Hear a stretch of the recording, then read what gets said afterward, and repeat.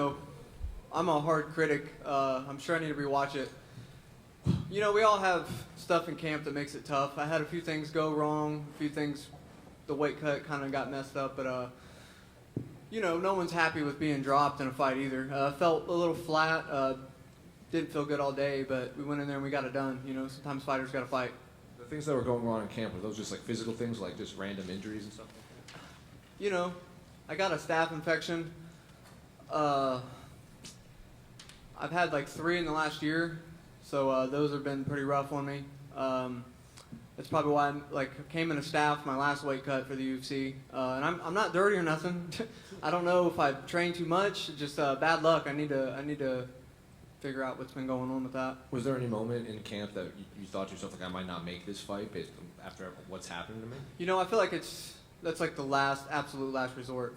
Even if fans don't fight, so like they don't truly understand, but like that's just not a good look for the fans. Like if you pull out of a fight, you know, for staff. It didn't go through my head. That's like the absolute last thing. My coach would have to grab me and be like, "You are not fighting. Like I'm calling your manager. You're not fighting." Speaking of this fight specifically, you landed that right hook. I think they even showed your corner reaction in there, and they were like, yeah, we told you that was the punch that was landed. So was that the game plan, that specific technique? There was I kind of like can do a lot of different things depending on what I see. That wasn't totally the idea. That's just one of the things in my toolbox. And I think I heard something about, you said something about salt intake in the, like I heard a little bit of that. Yeah, I think maybe I had too much salt in my drink, like too fast. I'll talk to my nutritionist about it, but like I've never had like diarrhea after a rehydrate, and it just like wouldn't stop, and I was like, all the rehydration I was doing, I was kind of dehydrating myself again, I guess you could say. And finally, do you want some time between now and your next fight to like figure out like what's happening? I don't want too much time because like every time you spend too much time out of the cage, it's almost like the first time you get back in there. But I would like to figure this out. Hopefully I will. For sure. Ronnie over here. How much Pepto-Bismol did you have to take? I just took some Tums and didn't eat much. And is there a specific name that you would like for your next opponent coming off such a great fight? You know, after getting buzzed like that, and I kind of blank on a name, I wasn't really thinking that far ahead after being out of the cage so long. I kind of was pretty set on Mana. Ronnie over here. You dropped Martinez a couple of times in the first 2 rounds.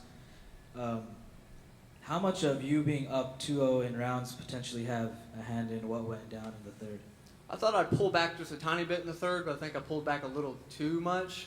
My legs kind of felt like they were in quicksand in the first round per se, so like, you know, I don't know what happened. I have to rewatch and see what he hit me with. I think it was a left hook.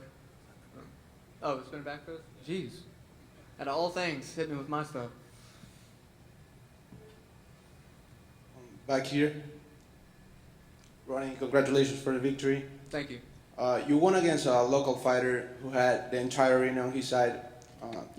I could feel that. Yeah, did you feel any extra pressure at the very beginning?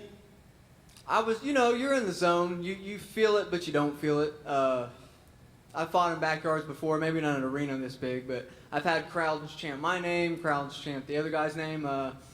I was just trying to stay in the zone since I came in the fight with what I was dealing with. I was really just trying to stay in the moment.